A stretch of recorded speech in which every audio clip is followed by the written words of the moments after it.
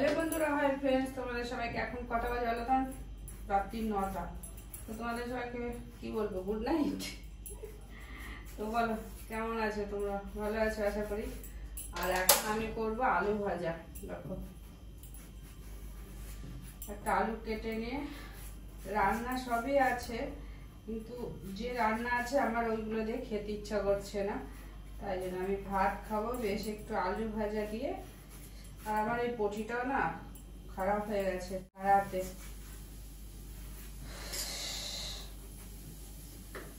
আর এই পটিটা আমার অনেক দিনকার। এই পটিটা আমার 2008 সালে, এটা যখন ফার্স্ট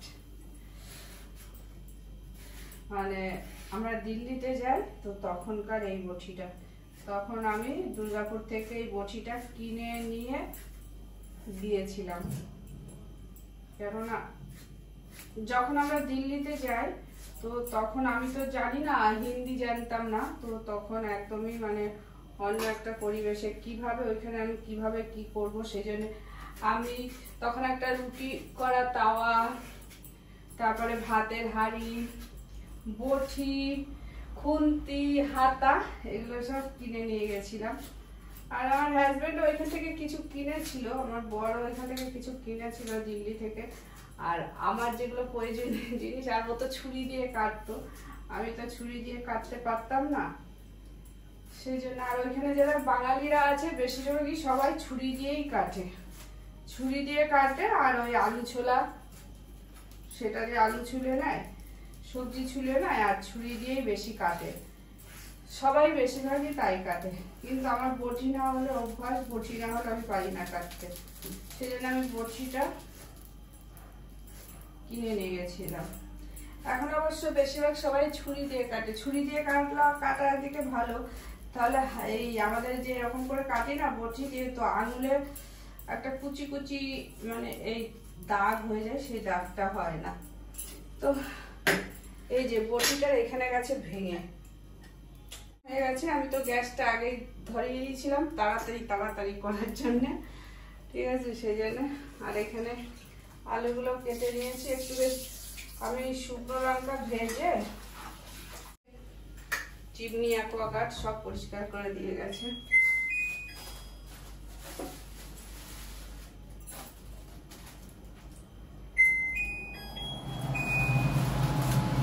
সার্ভিসিং করে দিয়ে গেছে, মানে আমি শুকনো লঙ্কাগুলো ভাজবো না, আমি এই গ্যাসের সাইডে সাইডে দিয়ে রাখছি, তাহলে শুকনো লঙ্কা পোড়া শুকনো লঙ্কা হয়ে যাবে। এই সাইডে সাইডে না, আজকে দেওয়া যাবে না, সরি আজকে দেওয়া যাবে না, তার কারণ আছে, আজকে ফ্রাইডে তো দেওয়া যাবে না। যাক, মাংসগুলো পুড়ে গেল না।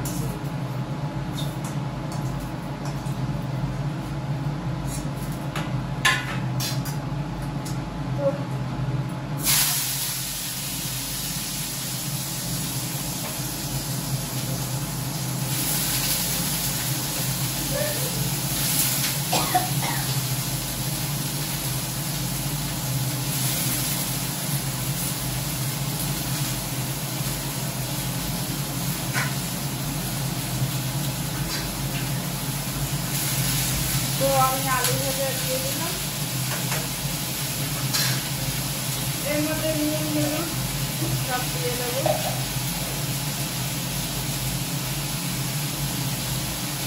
আর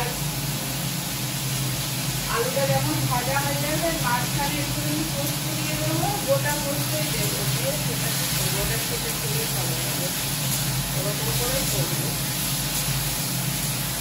তো চলো, আলুটা কাটা হলো, এবার